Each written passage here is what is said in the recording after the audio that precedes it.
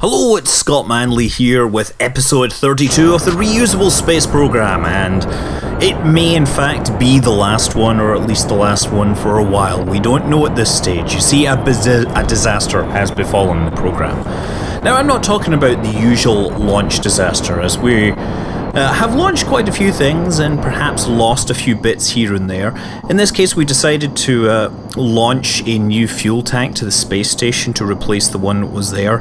After all, we were receiving regular deliveries from the moon and wanted as much storage space as possible. However, some calculations didn't quite go right, and well, I don't know what broke, but in the end the whole thing was left but a shell of its former self, not so reusable anymore. In fact, I'm sure some pieces would survive the fall from 10 kilometers up, but I highly doubt that I would be sending many of those to orbit. But okay, we've had launch disasters in Kerbal space program before. I mean, everybody has launch disasters. I wasn't going to let that kill the program.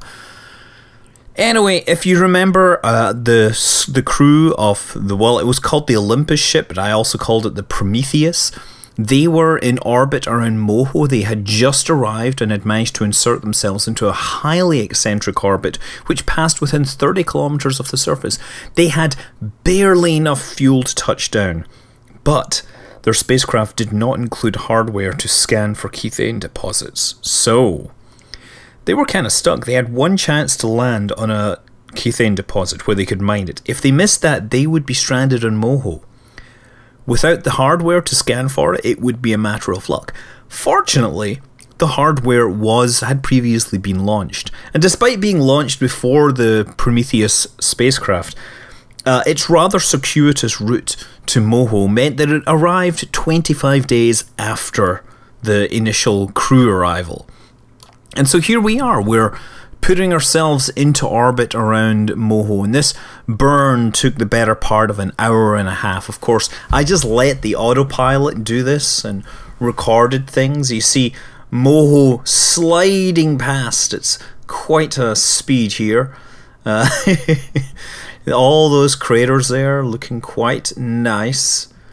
And yeah, the whole thing, I mean, I guess the whole thing would have taken about an hour and a half. The acceleration that this gets is a fraction of a meter per second, which means a tiny fraction of a g. But we spent long enough in the Moho's sphere of influence, especially since we had previously adjusted our orbit so that we encountered it at low velocity. Now, one thing you'll note is that I did not go into a polar orbit. If you're going to put a space probe to scan for deposits like kethane, you really would want to put it into a polar orbit beforehand. However, in this case, I started out in this equatorial orbit, and in fact, what I want to do is put it into an orbit which matches the plane of my other spacecraft exactly, because the spacecraft which is currently in orbit does not have enough fuel to perform a plane change maneuver and a landing, so therefore we have to only scan deposits that could be found by this spacecraft. Moho does rotate very slowly. Its period is less than that of its orbit. It is not tidally locked, as people seem to think, as is the real Mercury. The real Mercury is not tidally locked either. But yeah, here we are. We're making our first pass low down. Look at that rather pretty looking spacecraft. I do like the look of the ion-powered spacecraft with their blue engine glowing in the night as they push themselves forward as little by little. But the thing about the ion engines is they burn forever, or at least they burn for a very long time. Yeah, here's performing the orbital insertion. Initially, I put it into an orbit which was like a 20-kilometer orbit, because of course that would actually scan the planet very quickly. And then I realized, of course, that time acceleration is altitude dependent. So there was going to be a whole lot of problems if I left it at this altitude. So a little bit of correction later, I put it into a 100-kilometer orbit or thereabouts. And from that point, I started scanning. You see, I also had accidentally tried different latitudes and altitudes before I came back to decide that I really wanted to be exactly in line with this this other spacecraft, which it would be the salvation of. Also note, this is going retrograde, not for any decision, it's just the way the thing came in, and I wasn't going to waste the fuel. It doesn't actually matter since we're not going to rendezvous with these spacecraft. There we go. Bing, bing, bing, bing, bing, bing. Whoa, we actually found something. So now, look, we got numbers on it, we have coordinates, now we are going to land it. So the last deposit came up, it was like 23 by 144. So we're going to switch to our parent spacecraft. We undocked it, and now we're going to actually bring the periaps down a little, right? So our periaps right now is something like 27 kilometers or thereabouts. Oh, it's about 16 kilometers. It's very close to the surface. I want to bring it down as close as I dare, because what we're going to do is, you know, if you want to do an efficient landing, you want to be going parallel to the surface as low as possible, right? And then you're killing your velocity laterally, and you're not having to worry about then falling an extra 10 kilometers. It's actually kind of another variant of the Oberth effect. If you remember a very early video where I showed that you could get more escape velocity by going, you know, in a hyperbolic trajectory rather than going straight up, you would go sideways. This is exactly the same thing, but in reverse, right? You go into a highly eccentric trajectory, or if you go into a trajectory which passes very low over the surface, and then you're firing your rocket motor sideways, and therefore getting as much use out of that whole Oberth effect thing. So I've got that. I'm now trying to figure out exactly where I'm going to put this landing gear. And that, just mousing over it, it's kind of hard to read because the coordinate, or whatever, the big yellow target, which comes from MechJeb's landing autopilot. I'm not going to use the landing autopilot, I'm going to use its landing predictions, but I'm not really going to use the autopilot until the very last minute, because this is a special case, and we all know that MechJeb is great when you give it a generalized case, but if you give it something like this, it will probably kill me. Mostly because I don't have enough fuel to do a full approach, you know, synchronization and all that other crap. No, we're just going to go in fast, maximum thrust, and then once we're over the point and we've killed our lateral velocity, then we'll maybe turn on the autopilot. But until then, it's just a lot of tweaking of orbit situations. So here I'm typing in the values to try and see how close it will be.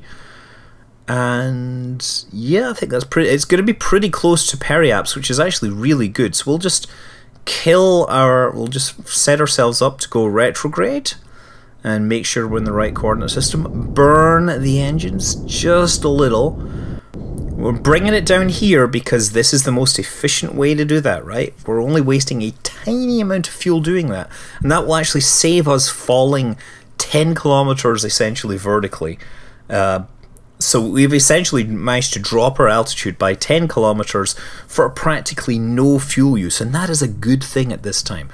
So now the other thing we want to do is, although the site is exactly under our orbit now, because of the rotation of Moho, it will move slightly in the day and a half or whatever that I'm gonna have to take to fall down. So I'm gonna perform a plane change maneuver just to bring it down close.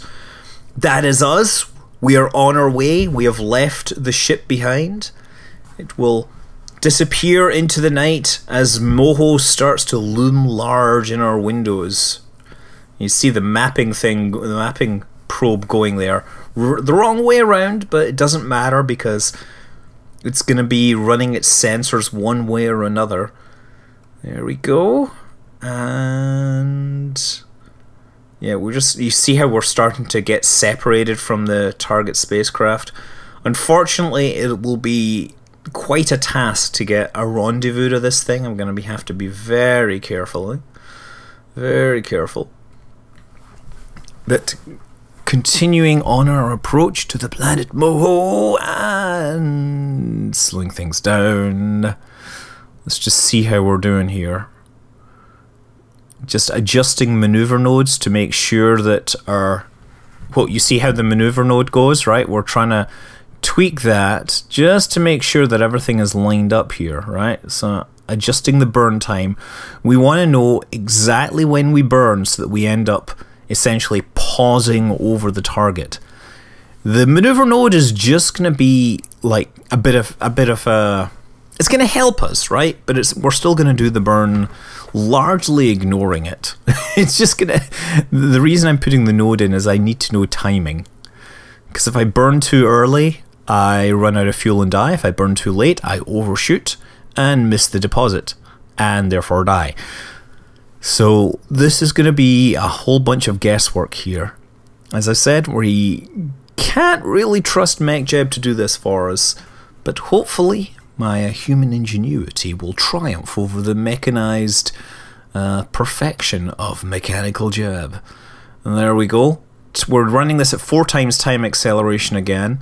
Large part of this we were actually able to run at regular speed simply because we're not floating around near any other stuff, so we're not seeing lag or anything at this time.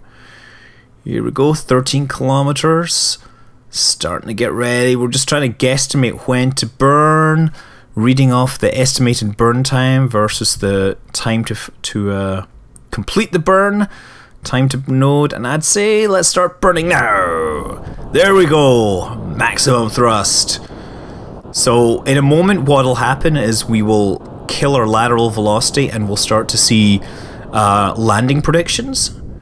There we go. So we're starting to see landing predictions, and those are past the target, right? See, it's 100. Difference from target is 107 kilometers. Okay, so now we're going to do this in real time because I did this in real time.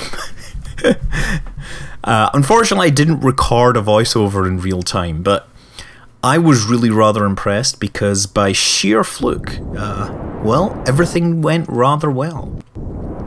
So now what I'm looking at here is I'm looking at the distance to target, and as I'm burning, I can tell what my distance is, I can tell my latitude and longitude. Right now we are going to hit the surface, but we're still moving very quickly across it. We want to be careful that we don't end up hitting the surface too fast. So I'm just tweaking the numbers, I'm reading these landing coordinate estimates and my latitude and longitude, because that's actually important as well. And you can estimate the distance to target based upon the latitude and longitude. And I think we're getting ready for the big burn, but I'm not 100% sure. I think now. There we go. Okay. Okay, so now we're going to kill all this velocity, and then hopefully we shall end up just hovering over the target and nothing more. You see, what I was doing was as I was burning, you could see the difference from target decreasing. If it was decreasing really quickly, then it meant that I was firing too early. Now it is decreasing, and in fact, it's decreasing very slowly, even though I'm doing maximum thrust, right? That indicates that I'm actually very close to the target. That means, you know, my slowing down is pretty much burning exactly along the orbit. Now I've got it set on retrograde, okay, but I'm manually adjusting the attitude a little because we want to make sure we end up hovering over the target, right? We don't want to fall too fast. We're now moving below orbital velocity, and Moho's gravity is pulling us inexorably towards it. And we are still moving far too fast sideways, and in fact we're moving rather quickly vertically, so I really need to start killing my velocity here. And looking at the thing, we have a total delta V is now down to under 400 meters per second. We have about 180 to kill, so we should have a bit of a margin, but we still have to touch down. Still killing that vertical velocity, and difference from target is 6 kilometers. It is still decreasing, which is a good sign. 5 kilometers. This is looking good. It looks like I overshot just a little, and now I've killed all my lateral velocity. What I'm going to do is just hit the autopilot and have it perform this final touchdown. We have about 150. We had about 150 meters per second delta V left, and it's gonna give us a really nice 1 meter per second touchdown using the magic of MegJet, and I got a really nice flat spot. Oh my god, everything went right. This was just like, this was the first take, and I couldn't believe how well it went. Now, did we hit the kethane deposit? We haven't got any sensors on this, so we don't know, but let's deploy the drills, deploy the solar panels, and see what we get. There goes one drill, there goes the other. Yes, and we get a little gas cloud. Is that a sign that we have kethane? Yes! I was utterly amazed that that worked, because really there was no margin for error. The instrumentation was dubious at best, and I largely flew that manually. It was only at the last minute I was just like, I don't want this thing to screw it up. So there we have it. We have fuel. We are refilling this. We have a successful Moho touchdown, and now that we can fill this whole thing up with sweet, juicy kethane, we can perhaps at our leisure rendezvous and repeat this until we have a refueled spacecraft in orbit. It will be a slow and tedious operation, and of course Bill can get out, take a little walk around, and at this point I realise, oh yeah, don't have flags because I never did get around to upgrading this to point 20. And that was another reason why I'm kind of sad that I've lost this. Oh wait, did I just reveal something? Yeah, I was always wanting to upgrade this, but it always seemed like a lot of work. And now point 21 is coming along. I'm feeling that reusable space program has become less and less relevant. But regardless, you know, we got everything. We've refilled our spacecraft. We're going to refill our kethane tank. We will carry that into orbit. This was the original design, if you remember, and this is the old kethane mod, so the fuel densities and everything are according to that. The modern kethane mod changed what how kethane converts and everything. But I think that's us. Let's bring in those drills. We're going to get ourselves back into space. Shut down the converters because we don't want them running while we're in space.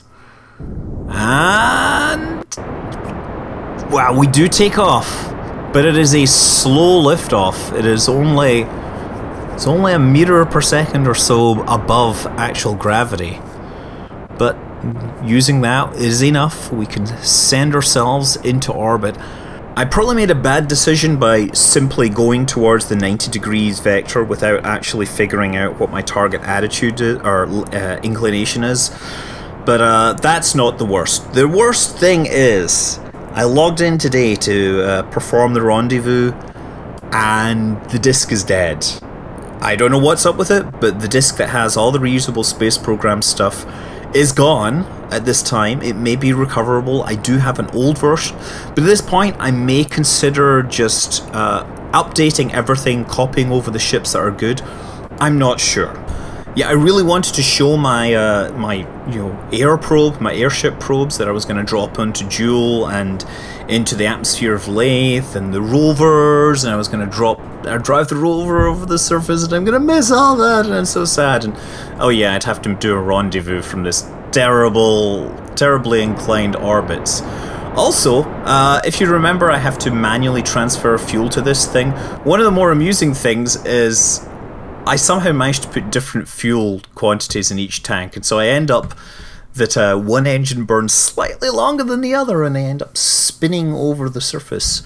But at least I'm on an orbit which is fine. I don't have any more fuel in those external tanks, and of course, what do I have to do? Well, I gotta kill my rotation and open the solar panels, basically refine some more kethane into fuel. And so let's do that, because it's the last bit of video I captured from this before I logged off. I feel so sad. I feel like a part of me is missing. I think I will have to switch to another series and perhaps pull some of the best bits from this. I'm not sure what's going to happen, but, well, number 32 is at least a nice round number if you think in binary. But regardless, I'm Scott Manley. I hope you've enjoyed watching Reusable Space Program. I hope we can bring back some of the good things from it. But until then, fly safe.